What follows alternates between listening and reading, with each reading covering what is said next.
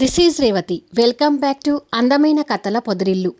మహర్షి episode number 209. తాన్యాతో Gautam అల్లరి, కానీ డెవిల్తో అంత ఈజీ కాదు అని నిరూపించుకుంటున్న తాన్య. అసలు ఇద్దరి మధ్య ఏం జరిగింది? కథలోకి వెళ్ళబోయే ముందు దయచేసి వీడియోకి ఒక లైక్ ఇవ్వండి, అలాగే హైప్ ఇచ్చి వీడియోని సపోర్ట్ చేయండి. తాన్య గౌతమ్ని చూసి కోపంగా మొహం తిప్పుకొని వెళ్ళబోతుండగా, ఆగు డెవిల్ అంటూ తన చేయి పట్టుకొని మీదకి గుంజుకుంటాడు.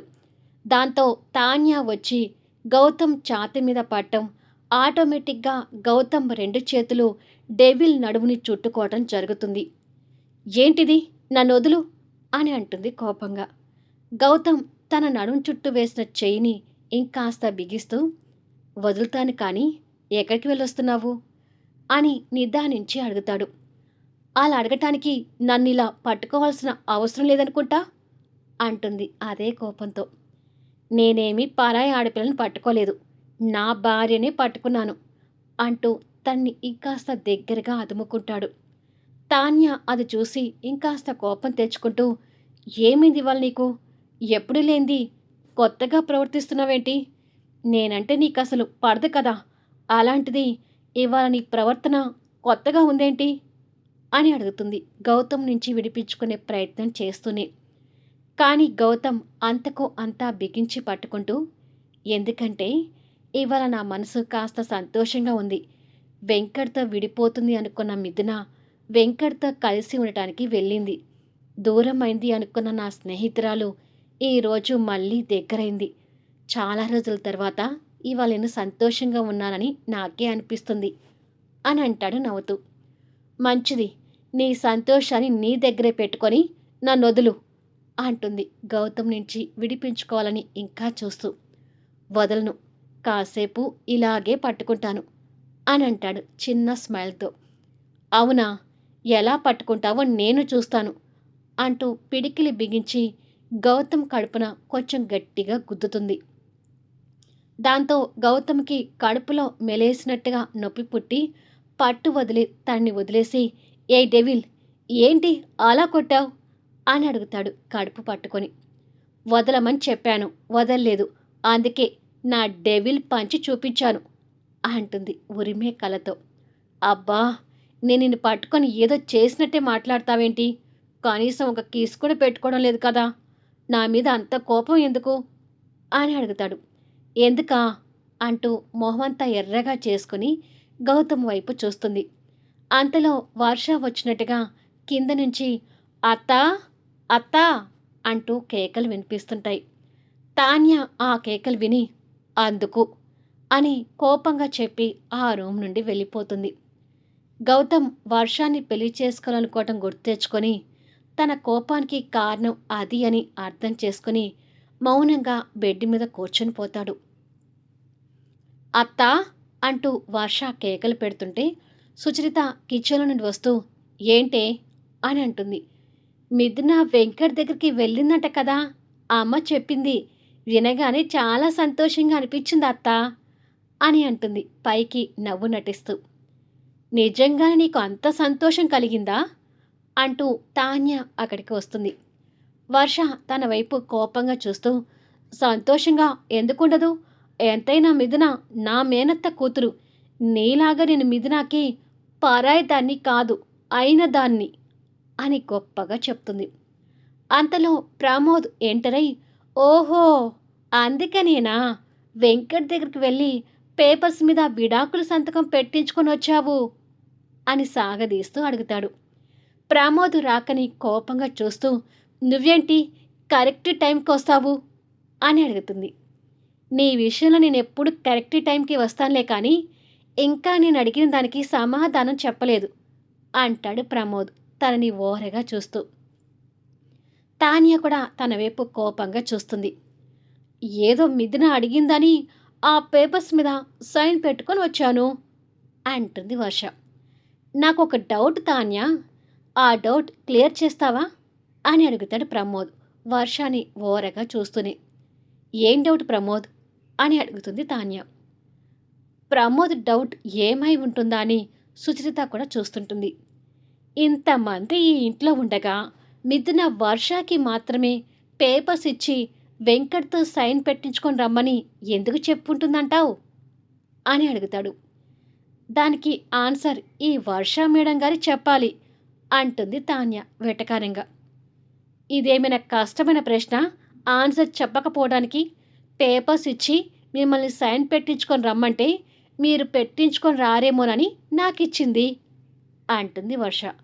అంటే మిథున విడాకులు తీసుకోవడానికి మా అందరికన్నా నువ్వే తనకి సపోర్ట్‌గా ఉన్నావని నీకు పేపర్స్ ఇచ్చి పంపించింది.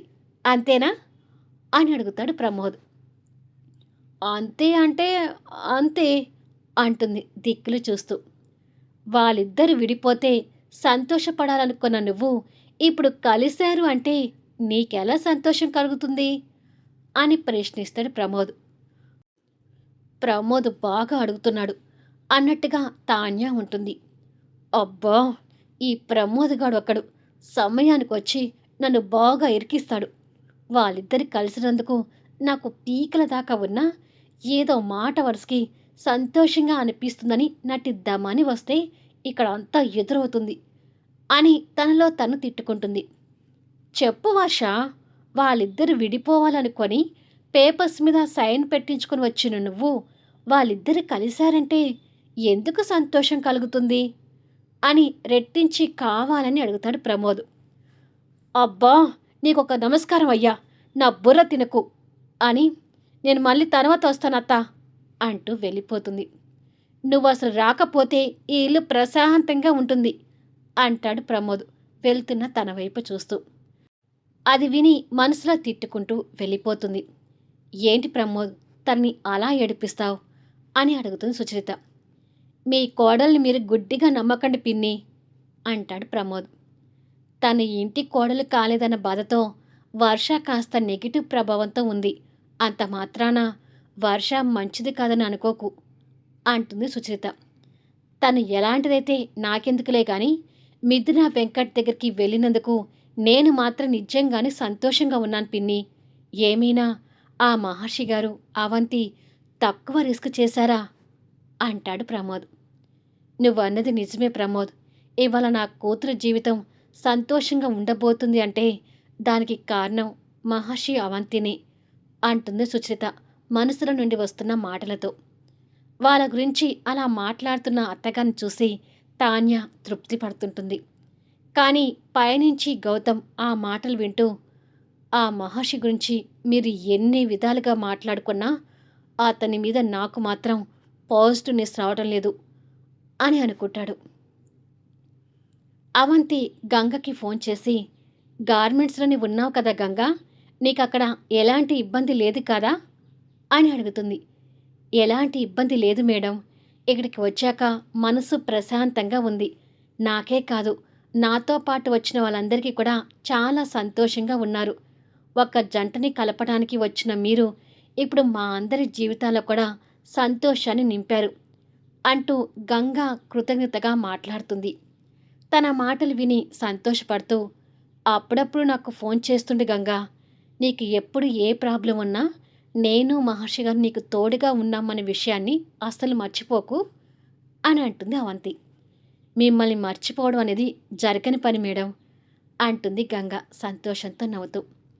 అవంతి ఇలా గంగతో కాసేపు మాట్లాడి, సరే గంగా ఇక ఉంటాను అని చెప్పి ఫోన్ పెట్టేసి అక్కడి నుండి వెళ్ళబోతుండగా ఎదురుగా గోడ మీద జీవన గారి ఫోటో కనిపిస్తూ ఉంటుంది. ఆ ఫోటో దగ్గరికి వెళ్ళి ఆప్యాయంగా తనని చూస్తూ, ఆ రోజు అవంతి వాష్రూంలో ఉన్నప్పుడు ఆ జగన్గాడి చేతిలో గంగ అనుభవించిన నరకాన్ని గుర్తు తెచ్చుకొని బాధపడుతూ పైకి వెళ్తుంది. తను వెళ్ళేసరికి మహర్షి ఫ్రెష్ అప్ అయి అద్దం ముందు క్రాప్ సెట్ చేసుకుంటూ ఉంటాడు. అద్దంలో నుంచి అవంతి రావడం, తన మొహంలో ఏదో బాధ తొనిగిసలాడటం చూస్తూ వెనక్కి తిరిగి దగ్గరికొచ్చిన తనను చూసి, ఏమైంది సూర్యకాంతం అని అడుగుతాడు. మీ కన్న తండ్రి ఎవరో తెలుసుకోవాలని ఉంది మహర్షి గారు అని అంటుంది మనసులో ఉన్న బాధతో. తన మాట విని షాక్ అవుతూ, ఇప్పుడు అతని గురించి ఎందుకు అడుగుతున్నావు అని అంటాడు. ప్రాస్టిట్యూట్స్ ఎంత నరకం అనుభవిస్తారో నేను గంగ విషయంలో చూశాను మహర్షి గారు. ఆ అత్తయ్య గారు ఆ దారిలోకి అడుగు పెట్టడానికి అసలు కారకుడైన మీ కన్న తండ్రిని పట్టుకొని ఎందుకు మా అత్తయ్య గారికి అంత ద్రోహం తలపెట్టావని కసితీరా నిలదీసి అడగాలనుంది. చెప్పండి మహర్షి గారు, ఆ దుర్మార్గుడు ఎవరు అని అడుగుతుంది. ఇప్పుడే అవంతి, గౌతమ్ మళ్ళీ మంచి స్నేహితులుగా కలిశారు. ఇప్పుడు ఆ రాజశేఖర్ నా కన్న తండ్రి అని అవంతికి తెలిస్తే మళ్ళీ వాళ్ళిద్దరి మధ్య భేదాభిప్రాయాలు రావచ్చు. అసలు ఈ విషయం అవంతికి ఎప్పటికీ తెలియకూడదు అని మనసులో అనుకొని, అతని గురించి ఎవరికీ చెప్పడం నాకు ఇష్టం లేదు అవంతి, వదిలే అని చెప్పి వెళ్ళిపోతాడు. మహర్షి సమాధానానికి బాధపడుతూ, మీరు వదిలేసినా నేను ఏదో ఒక రకంగా ఆ వ్యక్తి గురించి తెలుసుకుంటాను మహర్షి గారు అని అనుకుంటుంది. నైట్ 10 అవుతుండగా వెంకట్ పడుకోవటానికి రూంలోకి వచ్చేసరికి మిథున నిద్రపోతున్న పాపని జోకొడుతూ పడుకొని ఉంటుంది. తన బెడ్ మీద ఉన్న మిథునని చూసి ఆగ్రహం చెందుతూ, నువ్వేంటి నా రూంలో అని అడుగుతాడు. మిథున లేచి కూర్చొని, ఇది నీ రూమ్ కాదు వెంకట్, మన రూమ్ అని అంటుంది. తన మాటలకి ఇంకా కోపం తెచ్చుకుంటూ, అమ్మా అమ్మా అంటూ గట్టిగా తల్లిని పిలుస్తాడు. ఇప్పుడు అత్తయ్య గారిని ఎందుకు పిలుస్తున్నావు అని అడుగుతుంది మిథున. తన మాటలు పట్టించుకోకుండా కోపంగా చూస్తూనే, అమ్మా నానా అంటూ పిలుస్తుంటాడు. కొడుకు కేకలు విని తులసి బెనర్జీ గారు అక్కడికి వస్తారు. ఏమిట్రా అని అడుగుతాడు బెనర్జీ గారు. ఈ రూమ్లో నేను నా కూతురు తప్ప ఇంకెవరు ఉండకూడదు అని అంటాడు. కొడుకు మాటలకు ఇద్దరు ఆశ్చర్యపోతూ మిథున వైపు చూస్తారు. మిథున బాధపడుతూ తలదించుకొని ఉంటుంది. మనదేమీ పెద్ద ఇల్లు కాదురా, మనిషికి ఒక రూమ్ ఉండటానికి. ఇది డబుల్ బెడ్రూమ్ పోర్షన్. ఒక బెడ్రూమ్ మాదైతే ఒక బెడ్రూమ్ మీది. ఇక అలాంటప్పుడు మిథున ఈ రూమ్లో ఉండక ఇంకెక్కడ ఉంటుంది అని అడుగుతుంది తులసి. తనని నా రూమ్లో చూసి భరించలేకపోతున్నానమ్మా అంటాడు అదే కోపంతో. ఒక పంచేయండి వెంకట్, ఇద్దరు అప్పట్లాగా వెళ్ళి బయట ఇంకొక హౌస్ తీసుకుని ఉండండి. అప్పుడు మీరు డబుల్ బెడ్రూమ్ తీసుకుంటారో లేక త్రిబుల్ బెడ్రూమ్ తీసుకుని వేరుగా పడుకుంటారో మీ ఇష్టం అంటాడు బెనర్జీ గారు కోపం వెటకారంతో. ఒకప్పుడు భారీగా ఆవిడ గారికి విలువ ఇచ్చి తనని నాతో కలుపుకోవాలనే ఉద్దేశంతోనే మీ నుంచి వేరుగా వెళ్ళి తనతో కలిసి ఉన్నాను నాన్న. కానీ తనకు అంత వాల్యూ ఇచ్చి తప్పు చేశానని నాకు ఇప్పుడు బాగా తెలుస్తుంది. అయినా ఇప్పుడు ఆ విషయాలని అనవసరం. తను నా రూమ్ నుంచి బయటికి వెళ్ళటం నాకు కావాలి అని అంటాడు. బయటికి అంటే ఎక్కడికి వెళ్తుందిరా? తనని వెళ్ళమని నువ్వే చెప్తున్నావు కదా. తను ఎక్కడికి వెళ్ళాలో అది కూడా నువ్వే చెప్పు అంటుంది తులసి. నా కూతురి నాకు వదిలేసి వాళ్ళ పుట్టింటికి వెళ్ళమని చెప్పండి అంటాడు వెంకట్. మళ్ళీ మొదటికొచ్చావా వెంకట్ అంటూ కోప్పడతాడు బెనర్జీ గారు. మొదటికి రావటం కాదు నాన్న, నా అభిప్రాయం ఎప్పుడు ఇదే ఉంటుంది. నా ఇష్టానికి వ్యతిరేకంగా తనని లోపలికి తీసుకొచ్చి తప్పు చేశారు. ఇప్పుడు తనొచ్చి నా రూమ్లో తిష్ట వేసింది అంటూ సీరియస్ అవుతాడు. నీకంత కష్టంగా ఉంటే నేను ఈ రూమ్లో ఉండంలే వెంకట్. పాపని నీ దగ్గరే పడుకోబెట్టుకో, నేను వెళ్ళి హాల్లో పడుకుంటాను అని మిథున వెళ్ళబోతుంటే, హాల్లో బాగా చలిగా ఉంటుంది, నువ్వు పడుకోలేవు మిథున అంటుంది తులసి గారు. పర్వాలేదులే అత్తయ్య గారు, బ్లాంకెట్ కప్పుకొని పడుకుంటానులే అంటుంది మిథున. అది కాదమ్మా, హాల్లో మంచం కూడా లేదు కదా, ఎలా పడుకుంటావు అని అడుగుతారు బెనర్జీ గారు. సోఫా సెట్ ఉంది కదా, నేను వెళ్ళి అక్కడ పడుకుంటానులే అని. మధ్యలో పాప పాల కోసం లేవచ్చు వెంకట్, అప్పుడు కాస్త పాపను తీసుకొచ్చి ఇస్తే పాపకు పాలు పట్టి తీసుకొచ్చి పడుకోబెట్టి వెళ్తాను అని అంటుంది. విని సైలెంట్గా ఉంటాడు. మిథున అక్కడున్న పిల్లో బ్లాంకెట్ తీసుకుని బయటికి వెళ్ళిపోతుంది. మిథునాని అలా పంపించినందుకు తులసి బెనర్జీ గారు వెంకట్ వైపు కోపంగా చూస్తుంటారు. మీరు వెళ్తే నేను పడుకుంటానమ్మా అంటాడు వెంకట్ వాళ్ళ కోపాన్ని చూసినా కూడా పట్టించుకోకుండా. రా తులసి వెళ్దాం అని చెప్పి బెనర్జీ గారు వెళ్ళిపోతారు. పాపంరా తను, ఎంతైనా బాలింత, చలిలో పడుకోబెడితే తన ఆరోగ్యం పాడవుతుంది అంటుంది తులసి. అయినా వెంకట్ పట్టించుకోకుండా నిర్లక్ష్యంగా ఉంటాడు. ఇక తులసి ఏమీ మాట్లాడలేక బయటికి రాగానే వెంకట్ డోర్ వేస్తాడు. డబేల్న సౌండ్ వచ్చిన డోర్ సౌండ్ విని తులసి బాధపడుతూ వెనక్కి చూసి, వీడి కోపం ఎలా తగ్గుతుందో అర్థం కావడం లేదు అని అనుకొని హాల్లోకి వచ్చేసరికి బెనర్జీ గారు సోఫా దగ్గర కూర్చున్న మిథునాతో మాట్లాడుతూ, నువ్వు మీ అత్తయ్య దగ్గరికి వెళ్ళి పడుకో అమ్మా, నేను ఇక్కడ పడుకుంటాను అని అంటాడు.